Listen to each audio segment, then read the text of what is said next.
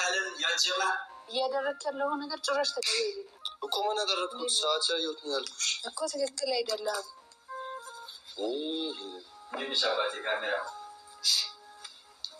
እያደረክ ያለው ነገር ጭራሽ ደስ አይልም። አሁን ለበዚህ ጭቅጭቅ ያስፈልጋል? አዎ ያስፈልጋል። አዎ ያስፈልጋል። ትክክል ነው እያደረክ ያለው ነገር ትክክል አይደለም ጭራሽ እያደረክ ያለው ነገር ከምን አደረኩ? ሰዓት ያየሁት ነው እንደዚህ ከመጀመሪያ ጀምሮ ትክክለኛ አክት አይደለም እያደረክ ያለው። እንደዚህ ምናምን እንደዚህ ምናምን ትላለህ፣ እዚህ መሬት ትቀመጣለህ። ለምን የቀለጥኩት እንደሆነ ያስታውቃል? አያስታውቅም። ደስ ቀልድ እኮ አለ። አሁን የሚቀለድ ቀልድ አለ። ሰላሳነ ጭቅጭቅ ምናምን አልፈልግም። እና ጭቅጭቅ ካልፈለግ ትሄዳለህ። ትክክል አይደለም። ስልኳ ሰዓት ያየሁት ችግር አለ። እሷ ያኔ ስልክ አልነካም። ያው እሱ አለ ምስክር። እኔ አንተን ስልክ ነክቼ አላውቅም ጭራሽ። እኔ የሰውን ስልክ አልነካም ሲጀምር። ለምን ልዋሻኝ? አንቺም ታይም በእኔ ስልክ በራሴ ስልክ ያው በዚህ ስልክ ነው ሰዓቱ ማለት ምን ችግር አለው? ሰዓት ቤሽ ያኔ ውሸት ነኝ። አንቺ ትክክል ነሽ። አታይም ስልክሽን ስለነካው አልደግም። በቃ ጭቅጭቅ። አይ አሁን ስልክ እሱ ሊከፍት ምናምን ነው መሰለኝ። እና ሊከፍት አይደለም ሊከፍት ነው እንዴ?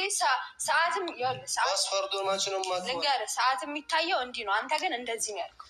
አይ የሆነ የተለየ ሚስጥር የለውም ስልክሽ ቢከፍተውም ችግር። ለምን የሰው ስልክ አይታይም? ምንም ሊኖረው ይችላል። ስልኬ ውስጥ የተለየ ነገር ሊኖረው ይችላል። ምን መሰለሽ፣ አንቺ ስልክ ማየት ከፈለግኩት አምሬ ስልክሽን ክፈችልኝ የሆነ ነገር ማየት ነው ፈልጎ ይልሻለሁ እንጂ በራሴ አልከፍትም። ከፈትክ እኮ አነሳ እንደዚህ አልክ። ከዛ እኔ ነኝ የወሰድኩት። ፓስወርዱ አውቀዋለሁ። እንደዚህ አልክ እኮ እንዴት ፓስወርድ አውቃለሁ? እኔ እንጂ አላውቅም። ወይ ስከፍት አይተኸኝ ሊሆን ይችላል። ስከፍት አይተኸኝ ሊሆን ይችላል። አጠገቤ ስለምትቀመጥ ስከፍት አይተኸኝ ሊሆን ይችላል። ስለዚህ እያደረክ ያለው ነገር ከመጀመሪያ ጀምሮ ምንም ትክክል አይደለም። ኖርማል ነገር ነው። እግዚአብሔር እኮ ኖርማል ነው። ለምን ትንሽ ነገር ትልቅ ነው የምታደርጊው? ይሄ በቃ እኮ በጣም ኖርማል ነገር አይደለም። ይሄ ትልቅ ነገር ነው ማለት ነው። እሺ ትልቅ ነገር ትንሽ እናድርገው። ሄሉና አርካ እንግዲህ አንድ ቀን ሰላም ይሆናሉ፣ አንድ ቀን ይጨቃጨቃሉ። እናንተ ምንድን ነው? ሰው ሲዋደድ አይወድም እንደ ዘንድሮ ዘመኑ ምንድን ነው? ሰው ሲዋደድ እና ሲፋቀር ዘመኑ ምን ችግር አለበት እንዴ? አራ ተዋደዱ፣ ዝም ብላችሁ ተዋደዱ እንዴ። ሄሉ ስልክ ለምነካ ብለሽ ትቆጨዋለሽ እንዴ? አራ ሄሉ ተይ ተይ እንዴ። ፍቅረኛሽ አይደለም እንዴ? ፍቅረኛሽ እስከሆነ ድረስ እኮ ቢነካ እኮ ኖርማል እኮ ነው። ምንም እኮ ችግር የለም። ምን ችግር አለ ቢነካ? ፍቅረኛሽ እስከሆነ ድረስ ያንቺ ፍቅረኛ እስከሆነ ድረስ ቢነካ ምን ችግር አለ? ስልክ ላይ ችግር አለ እንደ ሄሉዬ? ኧረ የለም። አይ የለም ሄሉዬ፣ የለም የለም። አትጨቃጨቁ፣ ተዋደዱ። ዝም ብላችሁ ተዋደዱ። እንዲህ ምን ሺህ ዓመት አንኖርም። ለዚህ አጭር ዕድሜያችን ለምንድን ነው የምትጨቃጨቁት? ሰላም ሆኖ ፍቅር ነው። በፍቅር መታየት ነው ያለባችሁ እንጂ እናንተ መጨቃጨቅ የለባችሁም እንዴ። ኧረ ይደብራል። ሄሉ ሰዓት ልትያለብህ እኮ ይኸው ራሱ እየተከራከረ እንደሆን ክፈችው አልኩት። እንደዚህ ስለሆነች በቃ አሁንም ማያዝ እፈልጋለሁ። ምን እየሆነ እንደሆነ ምን ማለት ነው? ይሄ ማለት አሁን ሰዓት ላይ ነው ይላል። አሁን ደግሞ ቆይቶ ሰሞኑን ስልክ እያወራች ስለሆነ ስልክሽን ልፈትሽ ፈልጊያለሁ ይላል። ይሄ ትክክለኛ ነገር እኮ አይደለም እያለ ትክክል ነው።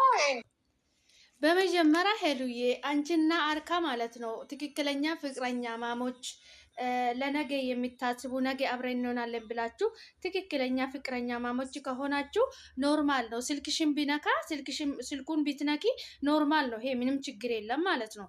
ነገር ግን እናንተ ፍቅረኛ ማሞች ካልሆናችሁ፣ ትክክለኛ ፍቅረኛ ማሞች ካልሆናችሁ፣ አዎ ትክክል ነው፣ ችግር አለ ማለት ነው። ገባሽ አይደለ? ግን ፍቅረኛሽ ከሆነ ፍቅረኛው ከሆንሽ ምንም ችግር የለም።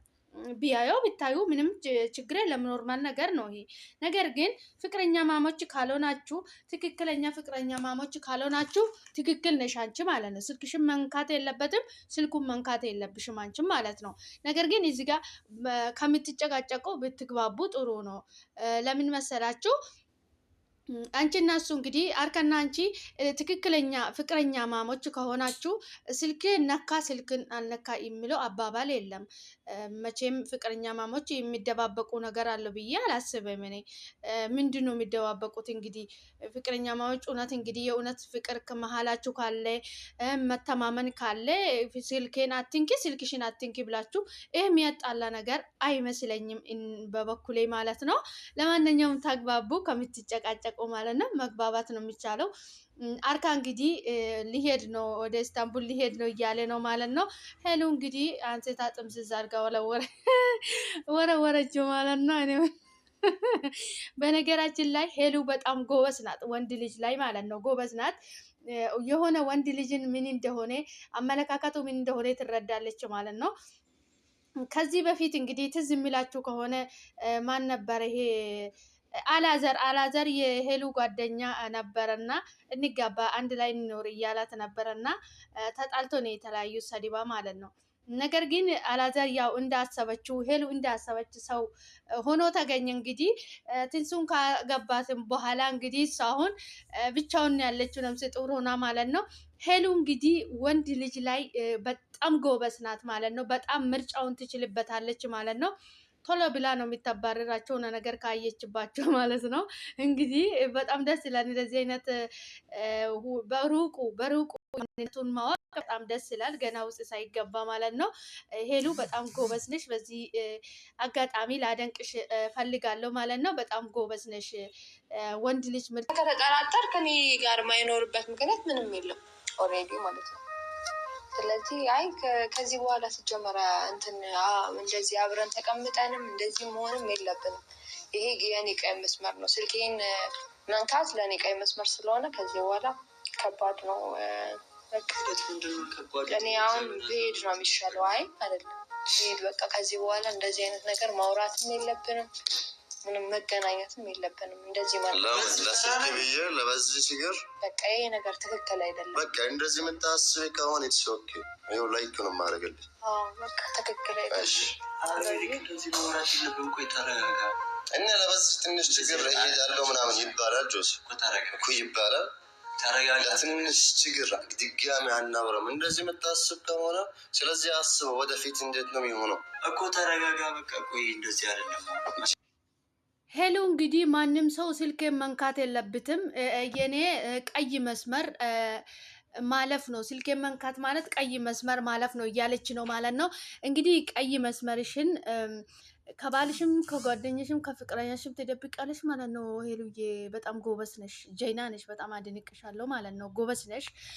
ቀይ መስመር ማለፍ ነው ስልኬን መንካት ብላለች። ሴቶች እንግዲህ ከሄሉ ብዙ ነገር ትማራላችሁ ማለት ነው። ሰላም ውድና የተከበራችሁ የኔ ውድ ቤተሰቦች እንደምን አላችሁልኝ? ደህና ናችሁ ወይ? እናለው እግዚአብሔር ይመስገን። እናንተም በያላችሁበት ቦታ ሰላማችሁ ይብዛልኝ።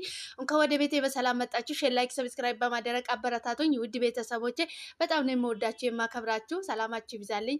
አብራችሁ ስለምትሆኑ ስለምትበረታቱኝ ከልብ አመሰግናለሁ። ቪዲዮ ሲታዩ ላይክ አድርጉልኝ። ዛሬ እንግዲህ ሄሉ አዲስ አይዲያ ይዛ መታለች ማለት ነው። ሁልሽ እንግዲህ ሴቶች የምትባይ ሁልሽ እንግዲህ እንማራለን ከሄሉ ማለት ነው።